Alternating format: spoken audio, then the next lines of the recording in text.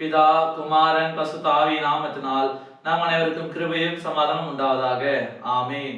இந்த ஆசீர்வாதமான ஜெப தியான வேலையில வந்திருக்கும் கடவுள் ஆஸ்வதிப்பாராக.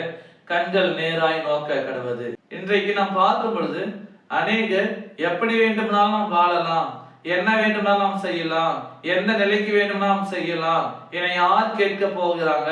நான் வாழுகிற காலங்கள் கொஞ்ச காலங்கள், நான் வாழுகிற நாட்கள் சில நாட்கள், எனவே நான் என் மன விருப்பப்படி வாழுகிறேன் என்று சொல்லி இன்றைக்கு அநேகர் தங்களது வழிகளை கெடுத்துக் கொள்கிறார்கள். வேதத்தோடு நம்ம பார்க்கின்ற பொழுது சிம்சன் எல்லாருக்குமே தெரியும், கடவுளுடைய பலன் அவனுக்கு அதிகமாக இருந்தது.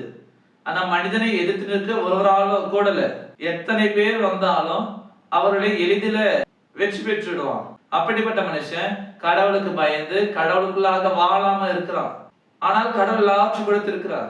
இந்த சிம்சோனும் கடவுள் பயம் இல்லாமல் தன்னுடைய மனம் போன போக்குல போனதுனால, தன்னுடைய சுய விருப்பப்படி செய்ததுனால அவனுடைய பலன், அவனுக்கு இருந்த ஆசீர்வாதம் எல்லாமே அற்று போனது, எல்லாமே அவனை விட்டு போனது. காரணம் பாவம் செஞ்சதுனால, கடவுளுக்கு அருவருப்பான காரியங்களை செஞ்சதுனால. அப்போ இன்றைக்கு நாமும் கூட நம்முடைய வாழ்வை சீர்படுத்த வேண்டும், நம்முடைய பாதையை சீர்படுத்த வேண்டும், நம்முடைய பார்வையை சீராக்க வேண்டும். கடவுள் இன்றைக்கு எல்லாவற்றையும் நமக்கு ஆசீர்வாதமா கொடுத்திருக்கிறார், எல்லாவற்றையும் நிறைவா கொடுத்திருக்கிறார், எல்லாவற்றையும் ஏற்ற வெள்ள கொடுக்கிறார். அப்போ நாம கடவுளுக்குள்ளாக சீரான வாழ்க்கை வாழ வேண்டும். சிம்சோனை போல எல்லா ஆசீர்வாதங்களையும் மறந்து உலக பிரகாரமா நம்ம வாழக்கூடாது. இதைத்தான் வேதம் சொல்கிறது. நீதிமொழிகள் 4ஆம் அதிகாரம் 25வது வசனம் இப்படியாக சொல்கிறது, உன் கண்கள் நேராய் நோக்க கடவது, உன் கன்னிமைகள் உனக்கு முன்னே செவ்வையாய் பார்க்க கடவது.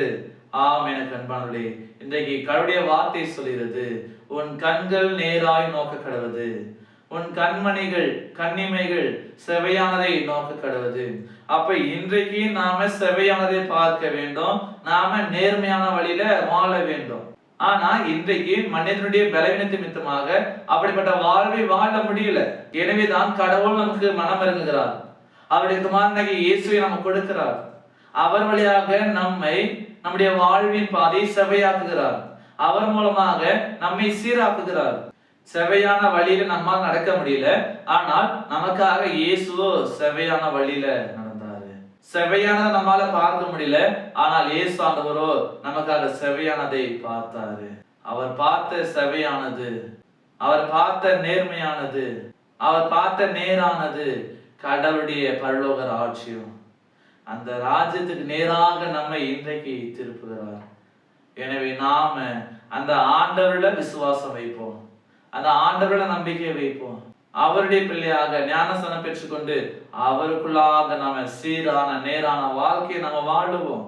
அப்பொழுது தூய ஆவியான நம்மை பலப்படுத்துவார். கடவுள் எதிர்பார்க்க அந்த வாழ்வை நம்மால வாழ முடியும். இந்த வார்த்தையின் பிரகாரம் நாம் தொடர்ந்து வாழ தூய ஆவியானவர் உதவி செய்வாராக. ஆமீன். எல்லா ஆபத்துக்கும் மேலான தெய்வீக சமாதானம் உங்கள் இருதயங்களையும் சிந்தனைகளையும் கிறிஸ்து இயேசுவுக்குள் காத்துக் கொள்வாராக. ஆமீன். யாவரும் கண்களை மூடி நாம் ஜெபிப்போம்.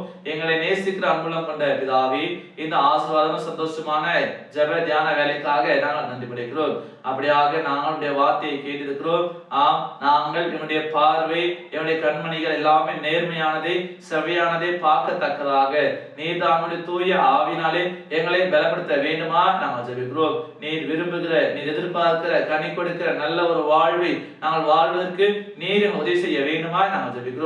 அப்படியாக இந்த பாடுகளின் நாட்களில நாங்கள் கிறிஸ்துவை பின்தொடர்ந்து அவருடைய பிள்ளைகளாக செவையான வழிகளில் நாங்கள் நடப்பதற்கு இறைவன் தாமே உதவி செய்ய வேண்டுமா கூட நாங்கள் வேண்டுகிறோம். நீதாமே எங்களை எல்லா தீங்கு, எல்லா மோசம், எல்லா நாசம், எல்லா கவலைகளுக்கு மத்தியில் விடுவிக்கும்படியாக சுகபத்திரமான நிறைவான ஆசீர்வாத வாழ்வை கிருபையாய் கொடுக்க வேண்டுமாய் நாங்கள் ஜெபிக்கிறோம். நல்ல இயேசு சுவாமி, நீதாமே கிருபையாய் என்னுடைய பாவங்கள் எல்லாவற்றையும் மன்னிக்கும்படியாக, என்னுடைய பலவீனங்கள் எல்லாவற்றையும் மாற்றிப்பட வேண்டுமாய் நாங்கள் ஜெபிக்கிறோம். நாங்கள் தொடர்ந்து உமக்குள்ளாக நிறைவான ஆசீர்வாதமான முழுமையான ஒரு வாழ்வை நாங்கள் வாழவும், எல்லா ஆசீர்வாதங்களை பெற்றுக் கொள்ளவும் இறைவன் தாமே உதவி செய்ய வேண்டுமாய் அருள்நாதர் இயேசு கிறிஸ்து ஜெபிக்கிறோம். அன்பின் பிதாவே, ஆமீன். அனைவருக்கும் ஸ்தோத்திரம். கடவுள் உங்களை ஆசீர்வதிப்பாராக.